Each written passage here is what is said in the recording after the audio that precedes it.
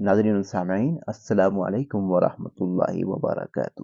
ناظرین سامعین، آج کی اس ویڈیو میں حضرت ہود علیہ السلام کے بارے میں بتائیں گے۔ آپ سے التماس ہے کہ ویڈیو کو آخر تک لازمی دیکھیے گا، اور ابھی تک اگر آپ نے ہمارے اسلامی اور معلوماتی channel wealth of knowledge corner کو سبسکرائب نہیں کیا ہو تو لازمی سبسکرائب کر دیجیے گا، گھنٹی کے بٹن کو آل پہ کر دیجیے گا تاکہ آنے والی ویڈیوز کا نوٹیفیکیشن آپ کو بر وقت وصول ہو سکے۔ اللہ تعالیٰ نے آپ علیہ السلام کا ذکر قرآن مجید میں 7 مقامات پر فرمایا ہے، اور ایک پوری سورہ ہود بھی آپ علیہ السلام کے نام سے نازل فرمائی ہے۔ قوم نوح کی ہلاکت کے بعد اللہ تعالیٰ نے قوم عاد کو زمین پر آباد کیا۔ یہ لوگ جسمانی طور پر بڑے مضبوط، طاقتور اور قد آور اور بڑی مضبوط عمارتیں بنانے میں ماہر تھے۔ اللہ تعالیٰ نے انہیں خوب مال و دولت سے بھی نوازا تھا۔ قوم عاد اپنی جسمانی قوت کے غرور میں اتنی آگے بڑھی کہ اس نے اللہ تعالیٰ کو بلا کر اپنے ہی ہاتھوں سے بنائے ہوئے بتوں کو اپنا معبود بنا کر ان کی عبادت شروع کر دی۔ ان کے 3 بڑے بت تھے جن کے نام صمد، سمود اور ہر تھے۔ قوم عاد کو گمراہی سے نکال کر ہدایت کی طرف لانے کے لیے اللہ تعالیٰ نے اسی قوم کے ایک فرد حضرت ہود علیہ السلام کو نبی بنا کر ان کے پاس بھیجا۔ فرمان الہی ہے جس کا ترجمہ یہ ہے: اے نبی صلی اللہ علیہ وآلہ وسلم، کیا آپ نے نہیں دیکھا کہ آپ کے رب نے قوم عاد کے ساتھ کیا سلوک کیا، یعنی ارم کی اولاد کے ساتھ، جو قد و قامت میں ستونوں جیسے تھے اور طاقت میں ان جیسے دنیا میں لوگ پیدا ہی نہیں کیے گئے۔ اور ہم نے قوم عاد کی طرف ان کے بھائی ہود علیہ السلام کو نبی بنا کر بھیجا۔ پھر ان کے بعد ہم نے دوسری امت قوم عاد پیدا کی، پھر ہم نے انہی میں سے ایک رسول بھیجا۔ حضرت ہود علیہ السلام نے نبوت ملنے کے بعد جب قوم کو شرک اور اللہ تعالیٰ کی نافرمانیاں کرتے دیکھا تو انہیں اللہ تعالیٰ کی نعمتیں یاد دلاتے ہوئے توحید کی تعلیم دی اور اللہ تعالیٰ کی نافرمانی سے بچنے کی تلقین فرمائی۔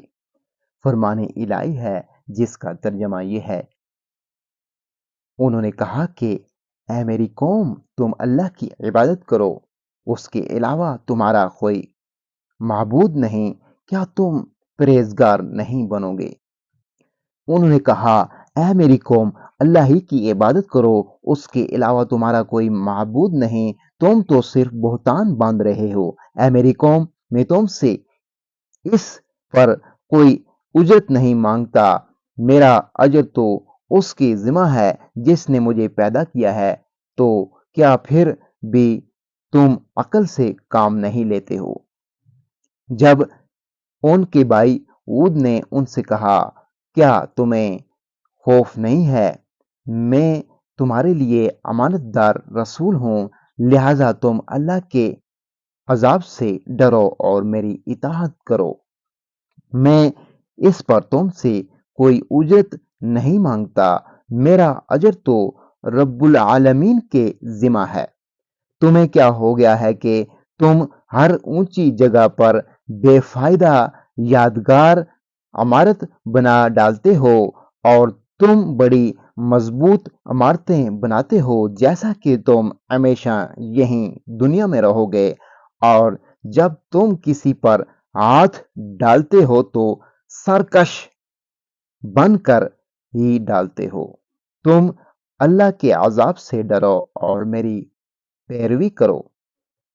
اے پیغمبر صلی اللہ علیہ وآلہ وسلم، آپ عاد کے بھائی ہود علیہ السلام کا واقعہ سنائیے جب اس نے اپنی قوم کو احقاف جگہ میں ڈرایا، اور یقیناً ان سے پہلے بھی ڈرانے والے گزر چکے تھے اور ان کے بعد بھی آتے رہے۔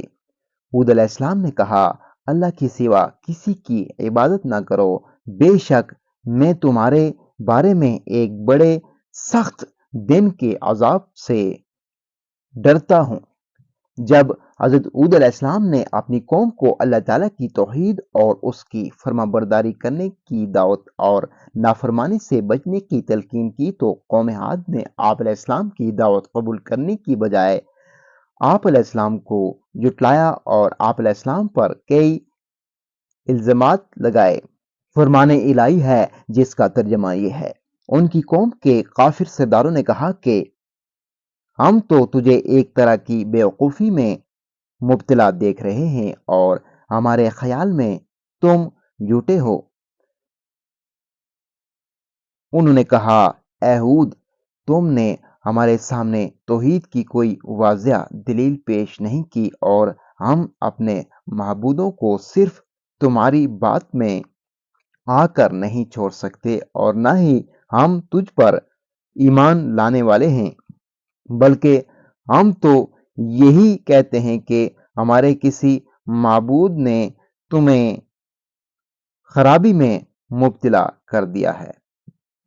اور ان کی قوم کے وہ سردار جنہوں نے کفر کیا اور آخرت کی ملاقات کو جھٹلایا تھا اور ہم نے انہیں دنیاوی زندگی میں خوشحال بنا رکھا، وہ کہنے لگے کہ یہ رسالت کا دعوے دار تو تم جیسا ہی انسان ہے، یہ بھی وہی کھاتا ہے جو تم کھاتے ہو اور وہی پیتا ہے جو تم پیتے ہو، اور اب اگر تم نے اپنے ہی جیسے ایک انسان کی پیروی کر لی تو یقیناً تم بڑے خسارہ میں رہو گے۔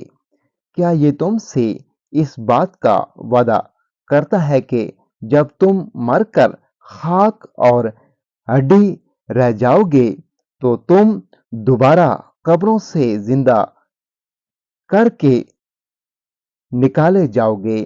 یہ تو ناممکن بات ہے جس کا تمہیں وعدہ دیا جا رہا ہے۔ زندگی تو صرف یہی دنیا کی زندگی ہے، ہم میں سے کچھ لوگ مرتے ہیں اور کچھ دوسرے پیدا ہوتے ہیں اور ہم ہرگز دوبارہ نہیں اٹھائے جائیں گے۔ یہ تو ایک ایسا آدمی ہے جس نے اللہ پر جھوٹ بہتان باندھا ہے، ہم تو کبھی بھی اس پر ایمان لانے والے نہیں ہیں۔ قوم ہود نے کہا کہ تم ہمیں واعظ کرو یا نہ کرو، ہمارے لیے سب برابر ہے، یہ واعظ کرنا تو بس پہلے لوگوں کی عادت چلی آئی ہے اور ہم پر ہرگز کوئی عذاب نہیں آئے گا۔ حضرت ہود علیہ السلام نے اپنی قوم کو سمجھانے کی بھرپور کوشش کی اور انہیں بتایا کہ اے میری قوم، اللہ تعالیٰ کے سوا تمہارا کوئی حقیقی معبود نہیں، میں اللہ تعالیٰ کی طرف سے تمہاری خیرخواہی کے لیے نبی بنا کر بھیجا گیا ہوں۔ مجھے تم سے کوئی دنیاوی لالچ نہیں، میں تو صرف اللہ عز و جل کی رضا کا طلبگار ہوں۔ اگر اللہ تعالیٰ مجھ سے راضی ہو گیا تو مجھے بہترین صلہ عطا فرمائے گا۔ میں تمہارا خیر خواہ ہونے کی حیثیت سے تمہیں نصیحت کر رہا ہوں کہ اگر تم بتوں کی پوجا چھوڑ کر اللہ تعالیٰ کے فرمانبردار بندے بن جاؤ گے تو اس کا فائدہ تمہیں دنیا میں بھی ملے گا اور آخرت میں بھی۔ فرمان الہی ہے جس کا ترجمہ یہ ہے۔ ہود علیہ السلام نے کہا، اے میری قوم، میں بیوقوف نہیں ہوں بلکہ میں تو تمام جہانوں کے پروردگار کا بھیجا ہوا پیغمبر ہوں۔ میں تو تمہیں اپنے پروردگار کے پیغامات پہنچاتا ہوں اور میں تمہارا امانت دار خیر خواہ ہوں۔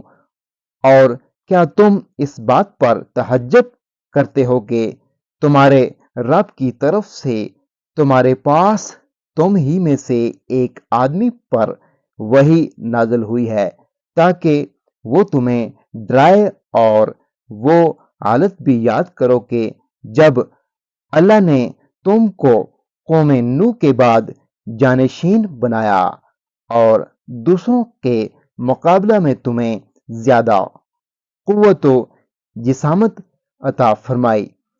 اس لیے اللہ کی نعمتوں کو یاد رکھتے ہوئے اس کا شکر ادا کرو تاکہ تم کامیاب ہو جاؤ۔ حضرت ہود علیہ السلام کی اپنی قوم کو توبہ و استغفار کی تلقین۔ انسانی تاریخ کا مطالعہ کرنے سے پتہ چلتا ہے کہ جب کسی بھی معاشرے میں ظلم و زیادتی، سرکشی، فتنہ و فساد، قتل و غارت، کفر و شرک اور دیگر برائیاں پھیل جاتی ہیں، لوگ شکر گزاری کی بجائے ناشکری کی راہ اختیار کرتے ہیں تو ایسے معاشرے عذاب الہی کا شکار ہو جاتے ہیں۔ لیکن اگر یہی قومیں اپنے گناہوں سے باز آ جائیں اور اللہ تعالیٰ کے حضور گڑ گڑا کر توبہ و استغفار کریں اور اللہ تعالیٰ کے شکر گزار بندے بن جائیں تو نہ صرف اللہ تعالیٰ ان کو دی ہوئی نعمتوں میں اضافہ فرماتا ہے بلکہ انہیں لمبے عرصے تک مزید نعمتوں سے فائدہ اٹھانے کا موقع دیتا ہے، جیسا کہ حضرت ہود علیہ السلام نے دنیا و آخرت کا فائدہ بتاتے ہوئے انہیں اپنے گناہوں پر شرمندہ ہونے اور توبہ و استغفار کی تلقین کی تاکہ اللہ رب العزت راضی ہو کر ان پر اپنی مزید نعمتوں کی بارش فرما دے۔ فرمان الہی ہے جس کا ترجمہ یہ ہے: اے میری قوم، تم اپنے پروردگار سے اپنے گناہوں کی معافی مانگو اور اسی سے توبہ کرو، وہ خوب برسنے والے بادل تم پر بھیج دے گا اور تمہاری موجودہ قوت پر تمہیں مزید قوت دے گا، اور تم مجرموں کی طرح حق سے منہ نہ پھیرو۔ حضرت ہود علیہ السلام کا بتوں سے بیزاری کا اعلان۔ حضرت ہود علیہ السلام نے اپنی قوم کو بتوں کی عبادت چھوڑ کر اللہ تعالیٰ کی عبادت کی طرف لانے میں بہت کوشش کی، لیکن جب قوم نے دعوت توحید کو تسلیم نہیں کیا تو آپ علیہ السلام نے قوم کے معبودان باطلہ سے کھل کر بیزاری کا اعلان فرمایا۔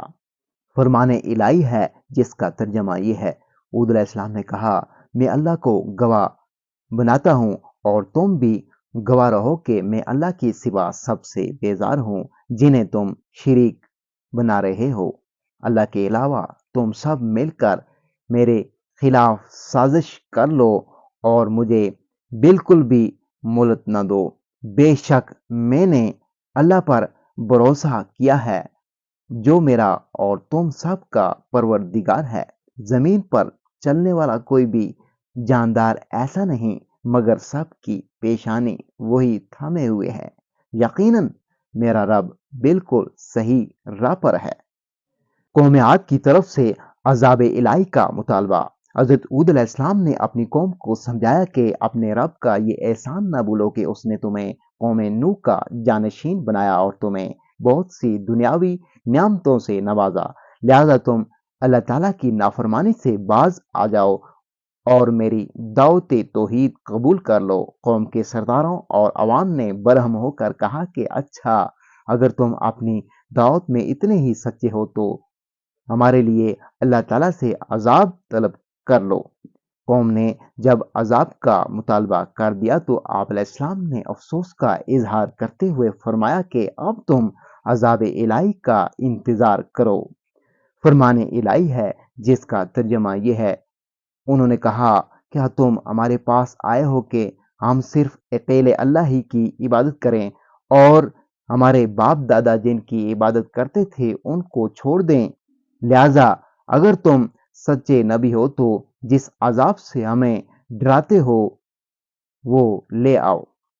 قوم نے کہا، اے ہود، کیا تم ہمارے پاس اس لیے آئے ہو کہ ہمیں ہمارے معبودوں کی عبادت سے پھیر دو، اگر تم واقعی سچے نبی ہو تو وہ عذاب لے آؤ جس سے ہمیں ڈرا رہے ہو۔ حضرت عود علیہ السلام کی اللہ تعالیٰ سے مدد کی درخواست۔ جب حضرت عود علیہ السلام نے اپنی قوم کو ہر اعتبار سے سمجھانے کی کوشش کی، لیکن قوم نے بات کو سمجھنے کی بجائے آپ علیہ السلام کو جھٹلا دیا، تو آپ علیہ السلام نے اللہ تعالیٰ سے مدد کی درخواست کر دی۔ فرمان الہی ہے جس کا ترجمہ یہ ہے: قوم عاد نے بھی رسولوں کو جھٹلایا جب ان کے بھائی ہود علیہ السلام نے ان سے کہا، کیا تمہیں اللہ کے عذاب کا خوف نہیں ہے؟ رسول ہود علیہ السلام نے دعا مانگی، اے میرے رب، ان لوگوں کے جھٹلانے پر آپ میری مدد فرمائیے۔ اللہ نے فرمایا، بہت جلد یہ لوگ اپنے کیے پر پچھتائیں گے۔ قوم کے خلاف مدد کی درخواست کی تو اللہ تعالیٰ نے فوراً آپ علیہ السلام کی درخواست قبول فرما لی اور قوم عاد پر سخت ترین عذاب ہولناک آندھی کی صورت میں نازل فرمایا، جس سے آپ علیہ السلام کی قوم کے تمام نافرمان لوگ ہلاک ہو گئے۔ صرف مومن اللہ تعالیٰ کی رحمت سے عذاب الہی سے محفوظ رہے۔ فرمان الہی ہے جس کا ترجمہ یہ ہے: قوم عاد نے بھی آگ کو جھٹلایا، دیکھ لو پس کیسا تھا میرا عذاب اور میری ڈرانے والی باتیں۔